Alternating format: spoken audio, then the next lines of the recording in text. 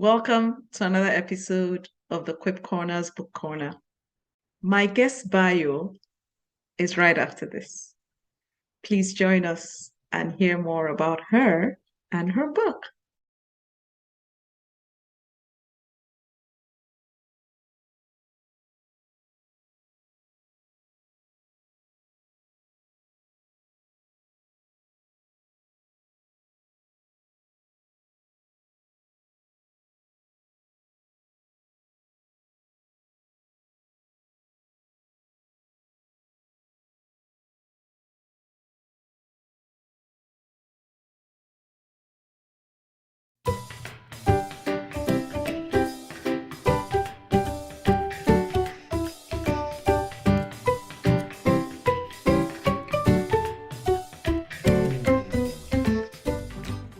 Welcome to the Quip Corner's Book Corner, Pastor Sonia. Thank you, Pastor Ada, for welcoming me. It's a pleasure to be here with you. Thank you. Likewise, yes, indeed. Yes. So the first time we met, you told me that you wrote an interesting book. Yes, I did. I believe it's interesting. It's interesting. And yeah, there are many who have read it and call me. It's primarily for women, basically, because I minister mostly to women, but many men have read it and they're they gave me interesting feedback on how it is and what I've outlined in it. So it's good. Okay. Nice. Thank God for that. Yeah. God is good. God is good. So before you tell us what's in the book, can you help us understand why you even wrote it? Why did you write the book? Well, I wrote the book because many years ago I was selected to run in one of the Olympics. Okay. And I never did run. I was trained. I was selected, trained, and prepared to run. But in the last minute, I was not approved by my guardians at the time to participate in the Olympics. Okay. Yes. Interesting background. Yes. Okay. Yeah. So tell us about the book, because I'm sure people already know that it has something to do with running because of what you just said. So maybe you'll tell us what the title is and then about the book. Well, the title of the book is called Running a Different Race. That title must have been inspired in my mind by God, because I just wrote. I started to write, and I didn't have a title for what I was writing. Okay. But then in the final, even when I submitted it to the editors, I didn't have a title. I just said it was a document for the time being until I get the title. And so in the last minute, I was, just rereading some things of it, and the name popped into my head, Running a Different Race. Wow. And I thought, oh, that's it. Wow. I couldn't have come up with a title like that. And so that's what I've called it, if I may just know it. It's Running a Different Race. Yeah. And yes. So so the book is basically outlining all the disciplines that there are many disciplines in there. I was selected to run in the 4x100 relay, the 200 relay, 4x 200 meters each, and then I was selected the 400 meters and the 800. So it was mostly sprinting, and those are the races and the different running that I was trained to do.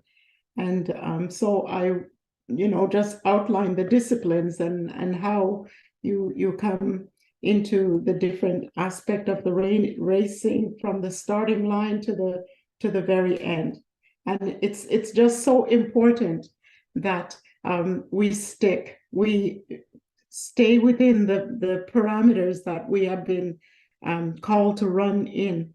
You're easily disqualified if you go into another person's lane. And so it is with life. If we're not running or not doing what we ought to do, we can jeopardize the things that others have been appointed to do by overstepping, our area of concentration. And so it is that I've outlined in here the importance of sticking to your lane. And I thought I was the first one that coined that phrase, staying in your lane. But I hear so many people are making reference to that staying in your lane statement these days. And it just shows, not because they have read the book, but I hope that they will read it and find out why I've said that. Yeah. So that's the reason that I wrote it. Yeah. Interesting. It's interesting that the experience you went through, the training evolved into a book about daily living, because that's what I'm hearing from you. Yes, yeah, it's definitely it impacts what the experiences that we have on a day-to-day basis. I mean, even I've even spoken about trash talking, because sometimes when we're at the beginning of the lane, because one of your opponents, they desire so much to receive the prize at the end of the race, that they will speak negative to you, so that you have the negative talk on your mind while you're running, and that could easily disqualify you. So if you have that, those negative statements or negative things, you're not focused on your race. You're no longer focusing on the race, but rather, wanting to get back, or just to even say a negative word to the opponent. And so it's just so fascinating how all those things came to my mind as I was preparing the material, but not because I never thought of that while I was running or while I was being trained. But I believe that it's the Lord that brought those things out and put them on my mind and put them in my heart, so that I could bring it out in this format. Yeah. It's, I guess, that's just what it is, really. God, causes us to go through experiences. And then, when you look back, you're like, now I can connect the dots up, and how it comes out into something else that you can use as a source of blessing to others. Exactly. Wow. There's also another thought that, and this was my favorite, because this was my favorite of all those events. It was the passing of the baton. Okay. And this one is just so important. It's you need to pass this with such perfection, because if you don't pass it with perfection, that means you have there could be the opportunity where it could be knocked out of your hand, or you could lose it, or you have to take hold of it with strength and take hold of it with the right hand. So whoever is passing, and we've done this in the training, if I'm passing the baton to you, I need to pass it in a certain way, so that you will take hold of it and you could continue running without even looking that I passed it. You just need to extend your hand, and the baton will be placed in your hand. And you're not knocking it, you're not taking it clumsily. You're not destabilized or anything like that. Exactly. There's a certain zone, there's a certain section where you must be within those boundaries to receive the baton.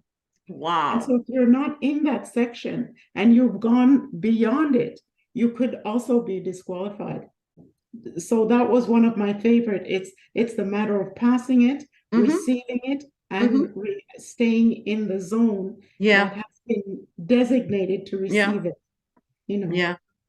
And it's like that. It's just like that even in spiritual things. We cannot receive outside of God's will and his purposes. We can't receive those things that we need to receive if we're not within that. For example, a person who does not know the Lord, you can't identify that you have received a spiritual gift from the Lord.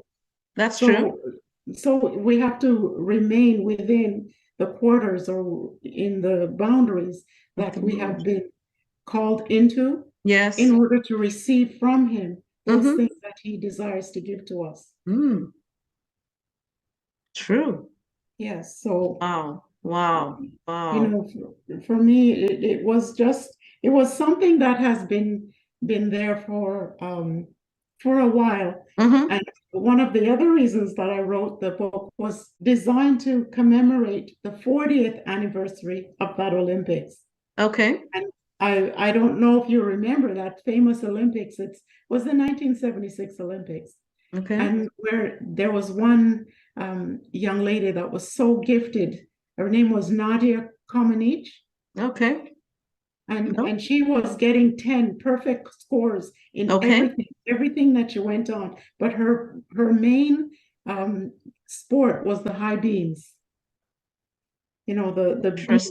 She Yeah. was doing all this and getting perfect scores in Yeah. most of the activities. So she was coming to town in Montreal in 2016, which was Yeah. the 40th anniversary. Yeah. And I did not even remember that until it happened. And that was the Wow. year because I wanted to write the book in 2012, which Mm-hmm. would have been my 40th anniversary in Canada. Oh, And wow. I wanted it to be like a statement of coming out of a wilderness kind of experience. Yes. Yeah. But Yeah. but the Lord didn't allow that to happen Hmm. because it happened in 2016, which was the 40th anniversary Of of the that Olympic. Olympics. Oh, Yes, wow. yeah. Wow. Amazing how God How pulls he things works things out. together. Yes, yeah. It was amazing. This is a book I need to get. So a couple people listening to us would Yes. say, how can I get a copy of this book? Well, it's sold on Amazon. I have some copies, but I don't have many copies left. And in fact, I'm about to get a second printing. I'm about Okay. to request a second printing of the book because individuals are able to purchase them online, Okay. or they're able to download an e-copy. Yeah. Amazon, it's Okay. available on Amazon. Okay. And I'm able to put in the mail Yeah. any copy that individuals may want for that. Okay. Yeah. I'll talk to you after this because I need to order my autographed copy. That's all I'll say. Okay. Wow. Yes. Well, thank you for writing the book. Thank you for sharing, from the book and telling us a bit Yeah. about, the story around it. It sounds like a book we should get to read. Thank you, Pastor Sonia. You're welcome. Thank you for inquiring about it and for helping me to promote this and to get it out. I'm in the process of writing another one, but it's Nice. not yet ready. But No yeah. worries. You know where to find me when it's ready. Yes. Thank you. Thank you Thank you. again, Pastor Sonia. God bless you. God bless you. And Amen. thank you for inviting me. And, we pray that we'll see each other again in the future. We And will, God if willing. anyone, I'm not sure what email address I could leave if others wanted to get a copy of it. I'll get your details and we'll put them below this video. Oh, okay. Okay, Yes. that's Yes. interesting. Thank Yes. you so. You're Thanks very welcome. much. You're And you have a welcome. good night. God bless you. And God thank you bless. again for the opportunity. God bless you. God bless you. Thank you. Thank you very much. It was nice listening to Pastor Sonia and the backstory. I didn't even know that about her. Well, I'm glad she put it together in a book. And yes, I am going to order an autographed copy of that book. I want to read it for myself. Well, you'll see information on how you can reach her and how or where you can order copies of her book. You take care. See you in the next episode of the Quip Corner with Ada. Bye now.